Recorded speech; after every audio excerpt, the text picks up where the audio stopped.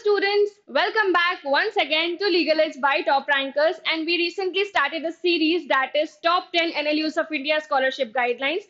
और आज हम उस सीरीज का एपिसोड नंबर 2 कवर कर रहे हैं, that is scholarships provided by Nalsar Hyderabad, and I have covered some external scholarships, that is governmental scholarship as well as third party aids. So we will cover each and everything in this video. Apart from that, आप सब ने NLSIU Bangalore के scholarship video के नीचे जो comments किए थे, उसमें कमेंट्स में मेजर रिक्वेस्ट थी कि मैम प्लीज एनएलयू दिल्ली की स्कॉलरशिप गाइडलाइंस कवर करना. So yes, I will surely cover. Stay tuned with our YouTube channel, and let's start our today's video, that is scholarships provided at Nalsar. So बच्चों, सबसे पहले इस पूरे episode को start करने से पहले मैं आपको कुछ शब्दों से फेमिलियर कराना चाहती हूँ, क्योंकि जब स्कॉलरशिप का जो ब्रोशर नालसार ने पब्लिश किया है, उस ब्रोशर को समझने के लिए हमें कुछ शब्दों के मीनिंग पता होने चाहिए कि वो वर्ड्स इस स्कॉलरशिप के पर्सपेक्टिव में क्या मीनिंग इंडिकेट कर रहे हैं. Okay, so let's see. सबसे पहला जो हमारा वर्ड है फीस. तो यहाँ पे फीस का मतलब क्या है? तो यहाँ पे बच्चों फीस का मतलब है ट्यूशन फी, जो कि फीस स्ट्रक्चर जो आपके एकेडमिक प्रोग्राम का फीस स्ट्रक्चर है उसमें प्रोवाइडेड है. ओके, अब यूजर चार्जेस, कभी कभी ट्यूशन फीस के साथ साथ यूजर चार्जेस के लिए भी स्कॉलरशिप मिलती है. तो बच्चों यूजर चार्जेस में क्या क्या कवर होता है? Room rent, internet fee, electricity charges, generator charges, water charges, outsourced services, sports and games facilities fees etcetera. तो मतलब कि आपके ट्यूशन फी के साथ साथ they will cover your user charges as well in some cases. Okay, now income का मतलब क्या है? इनकम का मतलब है annual family income of the parents of the student who is going to take admission into Nalsar. Okay, now BA LLB course जो है ये 5 ईयर का कोर्स है और इसके रिस्पेक्ट में स्कॉलरशिप्स प्रोवाइड हो रही हैं. Okay, so now let us see next eligibility conditions. So बच्चों एलिजिबिलिटी क्राइटेरिया जो है इसका, सबसे पहले तो जो एनुअल इनकम है स्टूडेंट के पेरेंट्स की, वो 8 लाख रुपए से ज्यादा नहीं होनी चाहिए. मतलब if the parent annual income of parents is below 8 lakhs, then only you are eligible for this scholarship. Okay, apart from that, इसके साथ एंड लिखा है, मतलब ये नीचे वाली कंडीशन भी मैंडेटरी है, और लिखा होता तो दोनों में से एक होती. एंड लिखा है, ठीक है. तो in case of BA LLB honours, the student should have secured 45% aggregate marks और मोर इन 10+2. यानी अगर आप जनरल कैटेगरी के स्टूडेंट हो या ओबीसी कैटेगरी के या ईडब्ल्यूएस कैटेगरी के, तो बच्चों आपके 45% मार्क्स आने चाहिए इन क्लास 12th. पर अगर आप SC ST से बिलोंग करते हो तो आपके 40% मार्क्स भी हैं यदि, तो भी आपको स्कॉलरशिप अवेल कर सकते हो, आप तो भी आप ये स्कॉलरशिप अवेल कर सकते हो. ओके बच्चों, now next most important thing जो हम कवर करने जा रहे हैं, ये तो हो गई एलिजिबिलिटी कंडीशंस. अब इम्पॉर्टेंट एडिशनल कंडीशंस क्या क्या हैं? कोई भी बच्चा ये नहीं बोल सकता कि मुझे स्कॉलरशिप दो, this is my right. Scholarship देना और ना देना, किसको स्कॉलरशिप मिलनी है किसको स्कॉलरशिप नहीं मिलनी, ये purely scholarship committee of NALSAR का डिसीजन है. सो उन्होंने एडिशनल कंडीशंस में ये लिखा है, no scholarship under this policy shall be claimed as a matter of right. ठीक है. और दूसरी कंडीशन जो सबसे ज्यादा जरूरी है और आपको पता भी होनी चाहिए बच्चों, कि जिन स्टूडेंट्स ने एक्सटर्नल स्कॉलरशिप अवेल किया है, यानी या तो आपने कोई गवर्नमेंट स्कॉलरशिप ले ली है, या आपने आदित्य बिरला स्कॉलरशिप के आप एबी स्कॉलर के लिए आपने अप्लाई किया और आप एबी स्कॉलर बन चुके हो. इसके अलावा या आपने कोई, आपकी जो फंडिंग है वो किसी पास आउट एल्यूमिनाई ने कर दी है. ठीक है. तो अगर किसी भी प्रकार की एक्सटर्नल एड आपको मिल रही है तो आप यहाँ पे केवल उतना ही अमाउंट ऑफ स्कॉलरशिप क्लेम करोगे जो आपका कम पड़ रहा हो. ठीक है. Let me explain you with what is written in the brochure.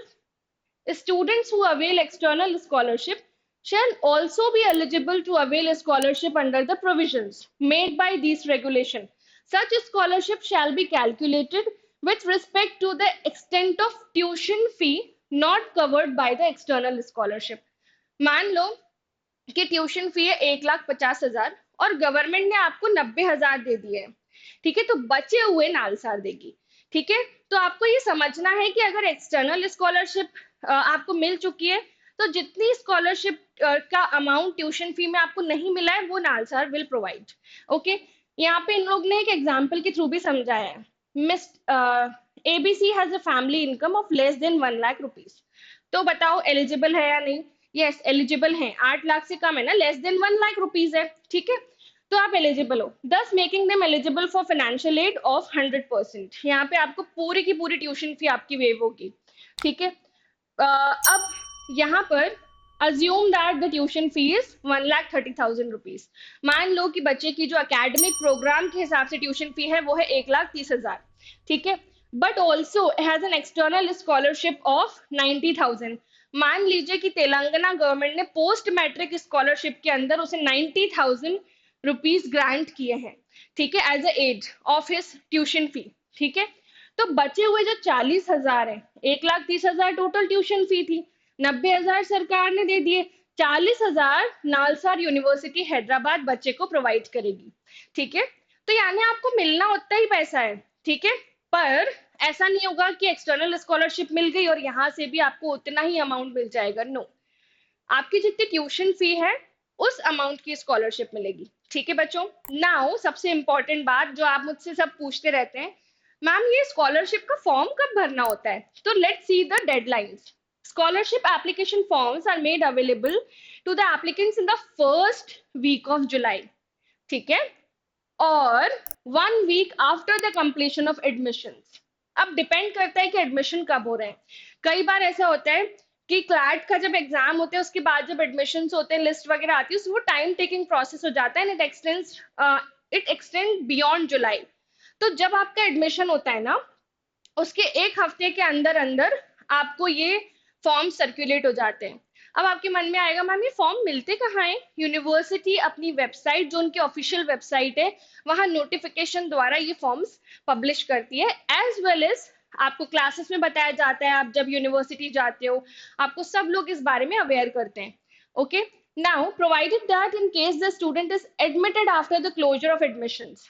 अब कुछ कुछ बच्चे ऐसे होते हैं ना जो वेकेंट सीट्स में एडमिशन लेते हैं और वो लिस्ट में उनका नाम नहीं आता, और बहुत सारे अलग केसेस भी होते हैं कि बच्चों का एडमिशन जो जिस डेट पे होना चाहिए उसके बाद हो रहा है, मतलब आफ्टर द डेडलाइन, ठीक है।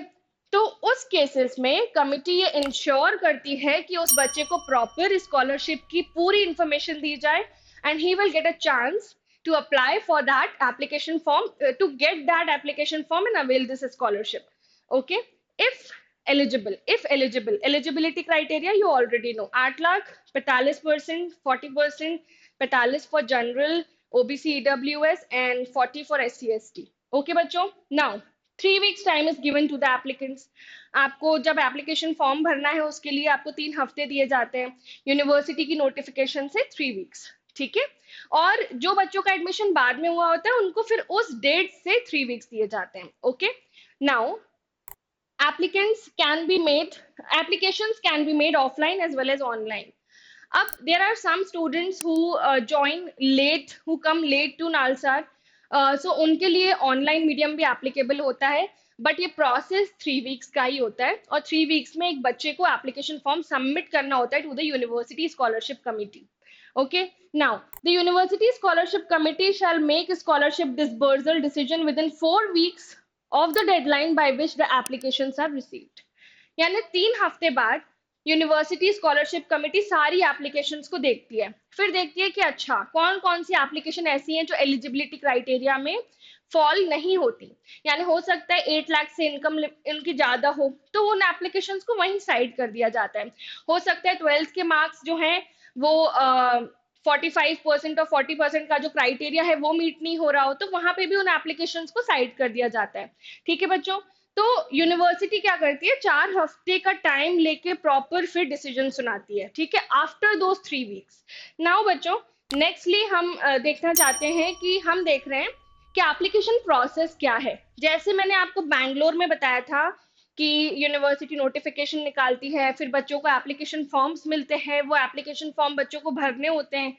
तो एप्लीकेशन प्रोसेस ऐसा है कि आप स्टूडेंट हो, जैसे ही नोटिफिकेशन आए you have to fill this application form, that is financial aid application form, ठीक है बच्चों। Now Candidate has to fill application form provided by NALSAR by its financial aid application form notification. ठीक है, अब university जो है students, सारे students को इन्फॉर्म करेगी, पूरी पब्लिकली जितने भी बच्चे हैं उनको इन्फॉर्म किया जाएगा कि ये पर्टिकुलर चीज आपके लिए है, आपके बेनिफिट के लिए है। नोटिफिकेशन चेक करो और एप्लीकेशन फॉर्म फिल करो, आपके पास 3 हफ्ते का समय है। ठीक है बच्चों, now coming to the next one, that is documents. अब कोई भी आप एप्लीकेशन भरते हो, डॉक्यूमेंट्स तो साथ में जाते ही हैं। ठीक है, एनएलएसआईयू बैंगलोर में भी कितने डॉक्यूमेंट्स मांगे थे आपने देखा होगा कि income certificate, tax return, salary statement, but luckily यहाँ पे इतने ज्यादा डॉक्यूमेंट्स आपको नहीं सबमिट करने। यहाँ पे आपका सबसे पहले marks statement of qualifying examination 10+2 यानी 12th की मार्कशीट लगेगी। फर्स्ट ईयर स्टूडेंट्स यानी बी एल एल बी आप करने जा रहे हो तो आपकी 12th की मार्कशीट लगेगी in the financial aid application form. उसके साथ साथ particulars and their supporting documents of any financial aid, grant, scholarship received by them। अगर कोई एक्सटर्नल स्कॉलरशिप मिली है बच्चों तो उसके आपको डिटेल्स देनी पड़ेंगी। ठीक है, और provided that in case applicant does not have benefit of any financial aid, तो उनका जो डिक्लेरेशन है कि मेरे को कोई भी एक्सटर्नल स्कॉलरशिप नहीं मिली है, ऐसा डिक्लेरेशन का एक डॉक्यूमेंट लगेगा कि I have not availed any scholarship from the Telangana government और any other government. Okay, now marks statement of qualifying examination, this is same 12th की मार्कशीट आपकी लगेगी। ओके, नेक्स्ट बच्चों, नेक्स्ट है what after filling the applications. Ma'am application हो गई, 3 हफ्ते का टाइम दिया था, हमने फिल कर दी, हमें कब पता चलेगा हमें कितने रुपए मिलने हैं, और हमें कैसे पता चलेगा कि हमें स्कॉलरशिप मिल भी रही है या नहीं, हम एलिजिबल भी है या नहीं। ठीक है, तो यूनिवर्सिटी क्या करती है, यूनिवर्सिटी की प्रॉपर कमिटी बनी हुई है स्कॉलरशिप डिसबर्सल के लिए। ठीक है, तो university scholarship committee will verify all the applications and create a list of beneficiaries. यानी जितनी जो भी यूनिवर्सिटी में जितने भी बच्चों ने एप्लीकेशंस फाइल किए हैं या फिर अप्लाई किया हुआ है स्कॉलरशिप के लिए, उनमें से जो बच्चे एलिजिबल है उनकी एक प्रॉपर लिस्ट रेडी होगी, उसको बोला जाता है लिस्ट ऑफ बेनिफिशियरीज, यानी ये वो बच्चे हैं जिनको स्कॉलरशिप मिलेगी। ओके, नाउ स्कॉलरशिप भी 2 तरह की मिल सकती है कि आप शेड्यूल 1 में फॉल करते हो या शेड्यूल 2। ये आपको समझने की जरूरत नहीं है क्योंकि यूनिवर्सिटी का डिसीजन होता है ये। तो सबसे पहले तो या तो आपको मींस बेस्ड स्कॉलरशिप मिलेगी जहां पे आपकी ट्यूशन फी कवर होगी। ठीक है, और मींस का मेरिट बेस्ड स्कॉलरशिप मिलेगी, यहाँ पे भी आपकी ट्यूशन फी, यूजर चार्जेस जो भी कवर करना है वो यूनिवर्सिटी का डिसीजन है, पर ये ना मेरिट के बेसिस पर है, यहाँ पे वो बच्चे सिलेक्ट होंगे जिनकी मेरिट आई है। ठीक है, तो डिपेंड करता है यूनिवर्सिटी के ऊपर कि वो आपको किस क्राइटेरिया में डाल रहे हैं, या आपको मींस बेस्ड स्कॉलरशिप मतलब आप मेरिटोरियस नहीं हो but you are needy of that scholarship. दूसरा मींस का merit based scholarship, you are needy as well as you are academically excellent, तो उस केसेस में आपकी user charges, tuition fee 100% depend करता है कि आप कौन सी इनकम लिमिट में फॉल करते हो, उसके हिसाब से यूनिवर्सिटी डिसाइड करती है। ओके बच्चों, नाउ नेक्स्टली ये तो हो गई जो अभी तक जो मैंने बातें की, ये पूरी यूनिवर्सिटी स्कॉलरशिप की बात थी, यानी नालसार आपको कैसे स्कॉलरशिप प्रोवाइड करेगा। अब जो मैं बात कर रही हूँ that is all about external scholarships. So students, सबसे पहले तो NALSAR Hyderabad comes under the Telangana government area. Okay, so इनकी ऑफिशियल वेबसाइट है तेलंगाना epass.cgg.gov.in। वैसे तो तेलंगाना गवर्नमेंट की वेबसाइट अलग है, बट ये जो epass.cgg.gov.in है ये प्योरली स्टूडेंट स्पेसिफिक और स्कॉलरशिप्स रिलेटेड है। ठीक है, तो यहाँ पर आपको क्या क्लेम करना है, पोस्ट मैट्रिक स्कॉलरशिप की जानकारी आपको लेनी है। ठीक है, अब आप देखोगे कि यहाँ पर क्या लिखा है, electronic payment and application system of scholarships. तो ये ऑफिशियल वेबसाइट है तेलंगाना गवर्नमेंट की, इस पे आपको चेक करते रहना है आफ्टर योर एडमिशन कि कब इस पे नोटिफिकेशन आ रही है। जैसे जो 2023 के स्टूडेंट्स हैं जिन्होंने एडमिशन लिया into NLUs, they have applied for this scholarship और उनका अभी भी डेट बची हुई है, दिसंबर तक भी अप्लाई कर सकते हैं। So you have to regularly check on this website कि कब नोटिफिकेशन कब आती है, कब एप्लीकेशन फिल होना चालू होती है, you will be given 2-3 months of time to fill this, and ये गवर्नमेंट का काम है तो थोड़ा सा लेंदी प्रोसीजर होता है। ओके, नाउ बच्चों नेक्स्ट, आपको ऑलरेडी मैंने एनएलएसआईयू बैंगलोर में भी बताया था कि आदित्य बिरला स्कॉलरशिप यानी आदित्य बिरला ग्रुप 5 एनएलयूज को स्कॉलरशिप प्रोवाइड करता है। उन 5 में से एक था एनएलएसआईयू बैंगलोर जो हम ऑलरेडी कवर कर चुके हैं, और दूसरा है नालसार। ओके बच्चों, सो आदित्य बिरला स्कॉलरशिप, सबसे पहले तो इनकी ऑफिशियल वेबसाइट है आदित्य बिरला scholars.net, ठीक है। तो ये स्कॉलरशिप वेबसाइट से आपको एकदम अवेयर रहना है, और आपको जो यूनिवर्सिटी के डीन है वो भी बाय नोटिफिकेशन बताते हैं कि ऐसी स्कॉलरशिप स्टार्ट हो रही है, please fill the forms. Okay, now ये स्कॉलरशिप जो है इसमें या तो आपकी पार्शियल फंडिंग होती है 1,80,000 पर एनम, और fees at actuals whichever is lower, ठीक है। तो डिपेंड करता है to the Aditya Birla group कि वो आपको क्या स्कॉलरशिप दे रहे हैं। मैंने आपको एनएलएसआईयू बैंगलोर के वीडियो में भी बताया था कि एक अगर आप एबी स्कॉलर बन जाते हैं ना, your life will turn upside down. AB scholar बनना सिर्फ एक गर्व की बात नहीं होती, आपके रिज्यूम में भी 4 चांद लग जाते हैं। Okay, this child wrote a very nice essay which was selected by expert eminent persons by the panel in the interview at Mumbai, and now he is becoming an AB scholar. He is an AB scholar. तो वो अलग ही resume में highlight होता है कि बच्चे में academic excellence कूट कूट के भरा है। ओके, सो आदित्य बिरला स्कॉलरशिप अवेल करना इज नॉट इजी। 5 एनएलयूज में से 20-20 बच्चे जो हैं वो ऐसे लिखते हैं, उन 20 बच्चों में से शॉर्टलिस्ट होते हैं, फिर उनका इंटरव्यू होता है और फिर वो एबी स्कॉलर बनते हैं। सो मैंने आपको ये पूरा प्रोसेस एनएलएसआईयू बैंगलोर के वीडियो में बताया है, और आज भी थोड़ा बहुत बता दूंगी कि सबसे पहले तो बैंगलोर, एनएलएसआईयू बैंगलोर के बच्चे एबी स्कॉलर बन सकते हैं, नालसार के स्टूडेंट्स एबी स्कॉलर बन सकते हैं, now Kolkata, then GNLU, then Jodhpur. Okay, so these are 5 NLUs जहाँ पे आदित्य बिरला स्कॉलरशिप अवेलेबल है। ओके बच्चों, अब उसके बाद we saw that top 20 students will be selected in terms of their entrance exam ranking. तो जितना आपका क्लैट में स्कोर अच्छा होगा उतना आप स्कॉलरशिप के लिए एलिजिबल होंगे, ठीक है। फिर उसके बाद स्टूडेंट्स जो एलिजिबल हैं उनको एप्लीकेशन फॉर्म भरना है और सबमिट करना है यूनिवर्सिटी के डीन को, और डीन ये जो 20 फॉर्म्स हैं फ्रॉम नालसार, ये आदित्य बिरला ग्रुप को सबमिट करेगा, ठीक है, जो मैंने आपको पहले भी बता चुकी हूँ। उसके बाद टोटल 5 एनएलयूज में से 100 बच्चे आएंगे। वो जो 100 बच्चे हैं उनको एसेस लिखना पड़ेगा, एसेस दिए जाएंगे, टॉपिक दिया जाएगा, जिसका ऐसे सबसे अच्छा होगा उसको रिव्यू, जिसका ऐसे सबसे अच्छा होगा जब रिव्यू करेंगे पैनल ऑफ एक्सपर्ट्स, तो उन बच्चों को शॉर्टलिस्ट किया जाएगा और उन बच्चों को भेजा जाएगा मुंबई इंटरव्यू देने के लिए।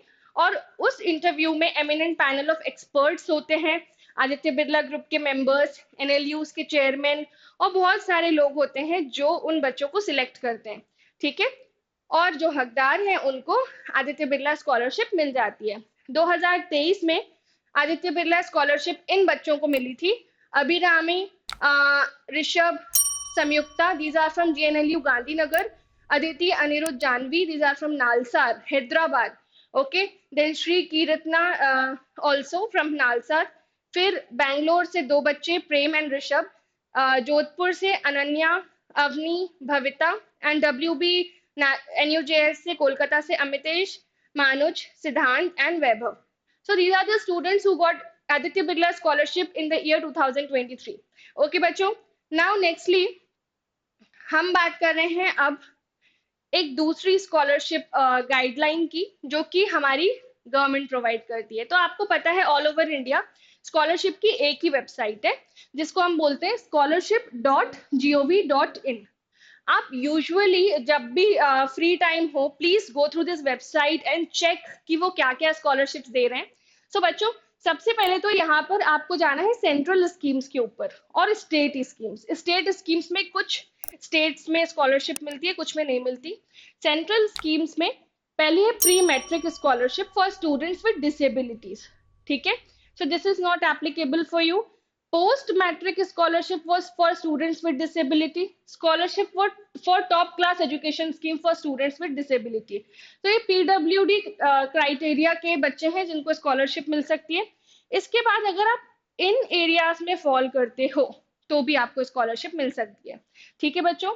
नाउ नेक्स्टली आप देखिए, जैसे मैंने आपको बताया कि स्टेट स्कीम्स भी अवेलेबल होती हैं. तो मैंने एक Madhya Pradesh, because I live in MP, so I checked कि मध्य प्रदेश गवर्नमेंट क्या अलाउ करती है ऐसी स्कॉलरशिप्स कि बच्चे एनएलयू में पढ़ने जाएं किसी और स्टेट के एनएलयू में और उनको यहीं से मध्य प्रदेश गवर्नमेंट स्कॉलरशिप दे. तो मुझे एक स्कॉलरशिप मिली that is very good. You might have heard about it also. So Mukhyamantri Medhavi Vidyarthi Yojana. So all you have to do is go to the website of this scholarship page. So website is mptechedu.org. Okay students. Now यहाँ पे आपकी tuition fee, full fees जो university colleges की होती है वो cover होती है. डेडलाइंस हैं इसकी कुछ, वो सब हम देखेंगे. तो डिटेल्स क्या है इस स्कॉलरशिप की. सबसे पहले तो I will talk about only NLUs. तो एलिजिबिलिटी फॉर मुख्यमंत्री मेधावी विद्यार्थी योजना. Student should be residents of MP, मतलब आप एमपी के रेसिडेंट होने चाहिए. और उसके साथ साथ and the income of students father guardian should be less than 6 lakh rupees. आपके जो पेरेंट्स की इनकम है वो 6 लाख से कम होनी चाहिए. Okay. Students who have secured 70% marks in 12th examination of the Board of Secondary Education and 85% marks or more marks in 12th examination conducted by CBSE, ISCSC will get the benefit of this scheme. ठीक है, यानी 70% marks लाने और इस case में 85% marks आपको लेके आने हैं. ठीक है बच्चों. Now next, law studies. ये अपने लिए रिलेवेंट है कि क्या एनएलयूज कवर्ड है कि नहीं.